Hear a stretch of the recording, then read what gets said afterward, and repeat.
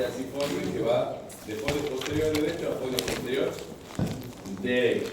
Ya, y no se olviden, señores, cuando les pregunte, forma la cara, ¿sí? Fíjense, posterior, posterior, ¿no? Posterior.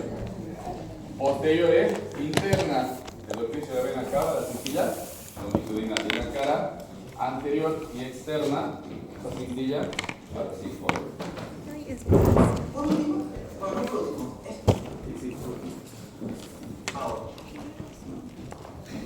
El hiato aórtico tenemos que se encuentra situado en la línea media, a nivel de T2. Eso es muy importante, recuerda, se encuentra a nivel de T2.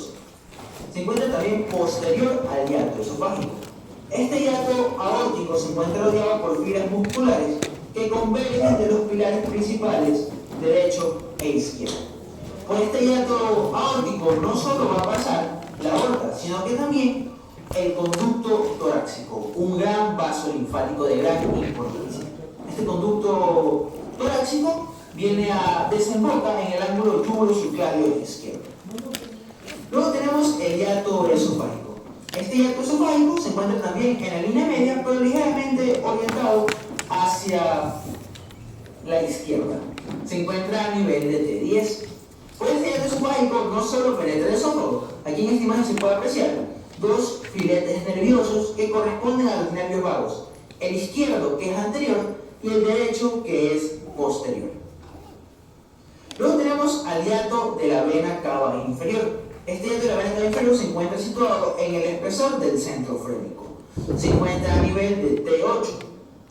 Este hiato no solo va a dar paso a la vena cava inferior, sino que también, como pueden observar, va a dar paso al nervio frénico derecho. No hay cómo confundirse.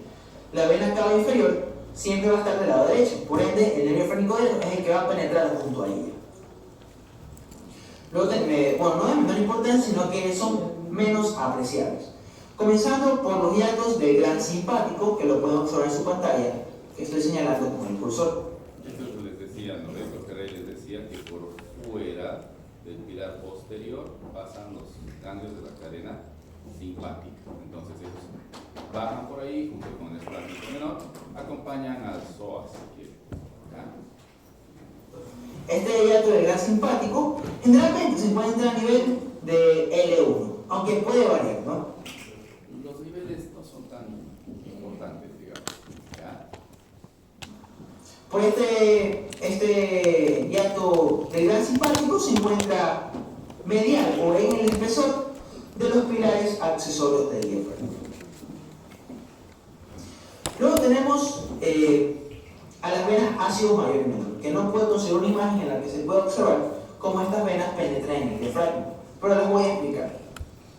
Estas venas ácido mayor, Eso ya hemos visto, la vena ácidos junto con el nervio esplácnico mayor pasan en ese orificio donde ven que hay filetitos nerviosos.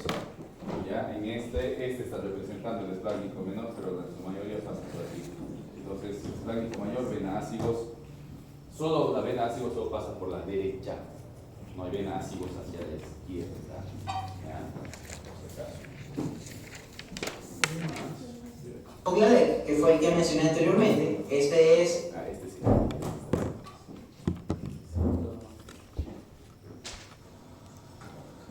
eso en cuanto a los hiatos del diafragma. Aquí tenemos el triángulo lumbocostal de Bogladek, que fue el que mencioné anteriormente. Este es el arco del psoas y este es el arco del cuadrado lumbar. Esta zona triangular corresponde al triángulo lumbocostal, que no se encuentra cubierto por ninguna capa muscular y se encuentra comunicando, por así decirlo, la parte más inferior de la base de la pleura del pulmón derecho con la parte más superior del peritoneo. Ese que comunica la cavidad torácica con la cavidad abdominal. Ahora, la importancia que tiene ese triángulo de Bogladek, chicos, ya es que cuando Besalio describe por primera vez la anatomía del diafragma, indica, debido a la historia de la medicina, ¿ya? Que los músculos se contraen, indica que los fluidos, en su momento decía los humores, corporales entre el abdomen y el tórax se intercambian, ¿ya? Y que se intercambian a nivel del diafragma. Y él describía que ese espacio, que se conoce como yato bodalex si quieren, ¿ya? Era el responsable, donde veía que estaba más cercana a la pleura parietal con la pleura visceral abdominal, era el espacio de intercambio. Se equivocaba con muy poco, pero en realidad en todo el diafragma ya tiene múltiples microperforaciones, que antes se llamaban los poros de Vesalio, que ahora son solo poros, ¿ya? Que hacen que el líquido que se forma dentro del abdomen se pueda intercambiar con el líquido pleural, ¿sí? Entonces, procesos muy cercanos a las cúpulas diafragmáticas, si quieren un acceso hepático, ¿ya? Pueden provocar contaminación pleural. De la misma manera, pacientes que tienen operados de peritonitis muy amplias, peritonitis difusas que sobrepasan el marco colónico, donde todo está nadando en pus, también tienen la posibilidad, sobre todo si el paciente está recostado, ¿ya? de que atravesar, si quieren, algunas de las partículas, cuando atraviesan los poros para ese intercambio, si quieren, de líquido pleural con líquido abdominal, ¿ya? Provoquen infecciones a nivel pulmonar, sobre todo contaminaciones de las pleuras. Por eso van a ver cuando vayan al hospital o vean que la mayoría de los pacientes operados con peritonitis o con procesos agudos, ¿qué acabo de decir?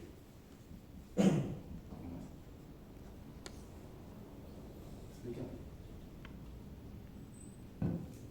Bien, investiga cuál es la posición que debe tener el paciente, por qué, y la fisiopatología que yo he estado explicando. Torácica, el diafragma va a estar en relación Y se puede preguntar eso. con por el otro lado, es decir, por su cara abdominal. Este va a estar totalmente recubierto por peritoneo. Sí, este va a estar totalmente recubierto por peritoneo, va a estar en relación con lo que es la tuberosidad mayor del estómago y con la cara superior del hígado. Aquí podemos notar una zona que no se encuentra recubierta por peritoneo, que corresponde al área desnuda del hígado. Esta es la última parte del tema para luego hablar de la acción del músculo. La irrigación y la inervación de este músculo es bastante sencilla. La irrigación va a estar dada por tres arterias. Las arterias diafragmáticas superiores, también conocidas como arteria pericardiofélica, que es la que pueden observar en este momento, que estoy señalando con el cursor, que son ramas de la arteria mamaria interna. Luego tenemos a las arterias mediastínicas posteriores, que en ninguna de estas imágenes las vamos a poder observar. Y finalmente tenemos a las arterias diafragmáticas inferiores. Estas arterias diafragmáticas inferiores son la primera rama que va a dar la aorta abdominal una vez que penetra por su hiato. Y se van a distribuir por toda la concavidad del diafragma. Ahora tenemos la inervación. Antes de pasar a acción, tenemos que la inervación del diafragma va a estar dada por los 6 últimos nervios intercostales, por los nervios frénicos derecho e izquierdo y por algunos ramos de la cadena simpática. Ahora hablemos de la acción. Tenemos que el diafragma es el principal músculo inspirador. Durante la inspiración, es decir, en esta imagen que se encuentra a su derecha, el diafragma se contrae. Desciende su centro frénico, eleva las costillas, aumentando las dimensiones verticales y transversales de la jaula torácica. Este descenso del diafragma se debe a que tiene que hacer espacio para los pulmones para que estos puedan expandirse. Cuando el diafragma se contrae, este desciende durante la inspiración. Contrario a este tenemos a la expiración. En la expiración el diafragma se relaja y este asciende hacia la cavidad torácica, haciendo que sus costillas desciendan y que el diámetro de la jaula torácica disminuya. Aquí tenemos una animación muy clara de los movimientos de contracción que el diafragma presenta. Vamos a ver ahí de nuevo. Tenemos ahí la inspiración, se contrae, expiración, se relaja. Inspiración. inspiración desciende y en la expiración asciende. Esto ha sido todo en cuanto al video del diafragma. Si les gustó, compartan. Como ya saben, la diapositiva va a estar en la descripción del video. Y como se han dado cuenta, ahora tenemos pantalla de video. Si quieren, síganme. @Besalio termina en 0. Esto ha sido todo. Gracias.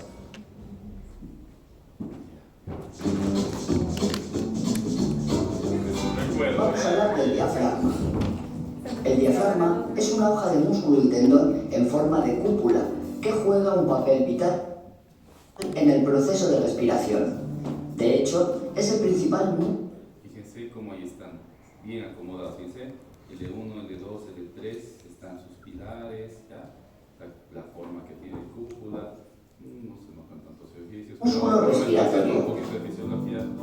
Veis que esta cúpula es más acentuada en el lado derecho debido a la posición del hígado, lo que permite dividirla en dos bóvedas, una derecha que alcanza un nivel más superior y una izquierda de posición ligeramente inferior. La palabra diafragma significa separación. Proviene del griego dia, que significa a través de, y fragma, que se traduce como separación. Por tanto, pasa a ser barrera, separación. Y es que el diafragma torácico es un punto de referencia anatómico importante, ya que separa el tórax del abdomen.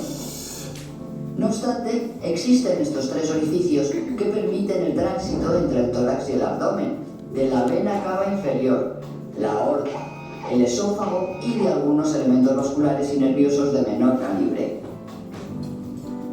Desde el punto de vista estructural, el músculo forma una lámina carnosa que posee un borde periférico de inserción y una zona central tendinosa en forma de trébol que es el centro frénico. Por su borde periférico, el músculo se inserta en los contornos de la abertura torácica inferior, pudiendo distinguirse tres porciones de origen: lumbar, costal y esternal.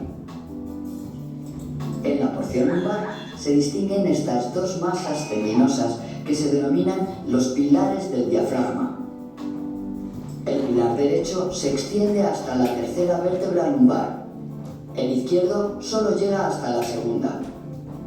En su parte alta, los pilares están unidos por un arco tendinoso, el ligamento arqueado medio, que no se adhiere a la columna vertebral. De esta manera, entre los pilares, el ligamento arqueado medio y la columna vertebral se forma un conducto por donde discurre la arteria aorta. Se llama hiato aórtico. Aquí vemos otro orificio. Por aquí discurre el esófago y se llama hiato esofágico. A diferencia del hiato aórtico, cuyo contorno es fibroso, el hiato esofágico está situado en el espesor del músculo. Este forma un anillo contráctil que mantiene cerrado el esófago cuando no está dando paso al bolo alimenticio. Los arcos del diafragma se disponen lateralmente a los pilares y son Entonces, cuando nosotros operamos, ahí investiguen. dos formaciones.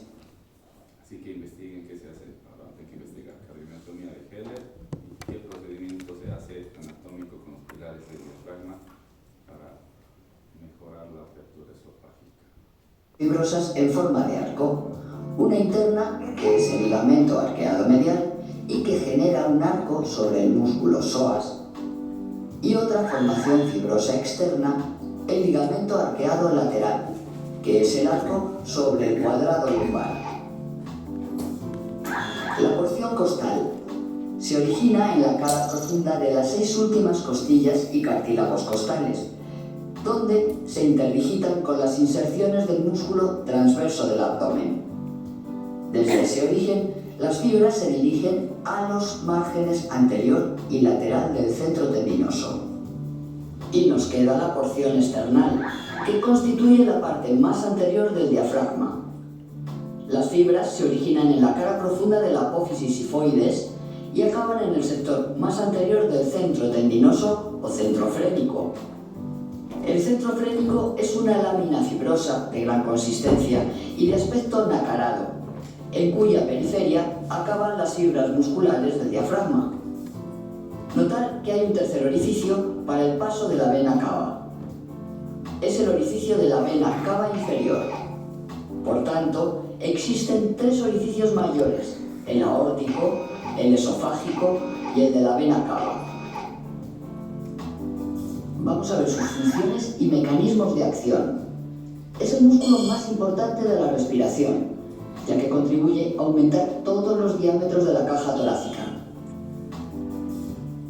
Cuando las fibras musculares del diafragma se contraen, el centro frénico desciende.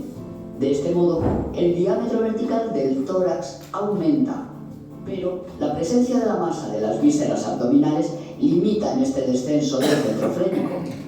A partir de este momento, el centro frénico se convierte en un punto fijo y las fibras musculares que están en la periferia del centro frénico ahora elevan las costillas inferiores. Al elevar las costillas inferiores, el diafragma ensancha el diámetro transversal del tórax inferior y además simultáneamente, a través del esternón, eleva también las costillas superiores. Por tanto, también ensancha el diámetro antero-posterior. Vamos a verlo en este esquema.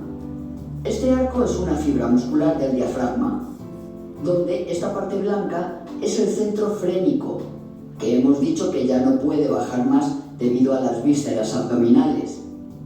Por tanto, este punto P es fijo. Y tenemos a la costilla que gira alrededor del centro C. Su extremo describirá un arco de círculo AB, mientras que la fibra muscular se va a cortar casi la misma distancia, no la misma exactamente porque tienen diferentes centros. Y además veis que su diámetro transversal se ensancha, con lo que tenemos que el diafragma por sí solo ensancha los tres diámetros del volumen torácico. Por eso el diafragma es el músculo más importante de la respiración, por los movimientos que tiene, por la forma en la que ensancha. El diámetro vertical lo agranda por descenso del centro frénico. El diámetro transversal lo ensancha por elevación de las costillas inferiores. Y el diámetro antero-posterior lo aumenta por elevación de las costillas superiores mediante el esternón. Otra función del diafragma es la de facilitar la digestión, ya que en su movimiento de émbolo arriba y abajo presiona las vísceras abdominales de forma rítmica, favoreciendo los movimientos peristálticos y el funcionamiento digestivo en general. También tiene una función circulatoria, ya que en este mismo bombeo y presión alternantes favorece el vaciado de sangre del hígado y otras vísceras abdominales, colaborando en la correcta renovación circulatoria de las mismas. En realidad actúa sobre no tenemos presión en las venas, ¿ya? Entonces la presión de las venas normalmente es cero, y la presión de las venas en el abdomen es cero, ¿no? Cuando hay movimientos, los movimientos diafragmáticos ayudan al vaciamiento de ese sistema venoso hacia la vena cava inferior. Además, el hecho de ser atravesado por los dos grandes conductos del cuerpo, la arteria aorta y la vena cava, le confiere aún mayor relevancia circulatoria. Vamos a ver su inervación. El diafragma está inervado por el nervio frénico. En el cuerpo humano existen dos nervios frénicos, izquierdo y derecho, pero veis que sus trayectorias son ligeramente diferentes por la presencia del corazón. La función principal de los nervios frénicos es la transmisión de órdenes cerebrales al diafragma, tanto en el control voluntario como en el involuntario de la respiración. Este nervio se origina en el nivel del cuello desde las ramas anteriores de las raíces espinales C3, C4 y C5. Luego se dirige hacia abajo y rodea el corazón hasta llegar al diafragma. Además, cada nervio frénico también recoge información sensorial que es transmitida al cerebro.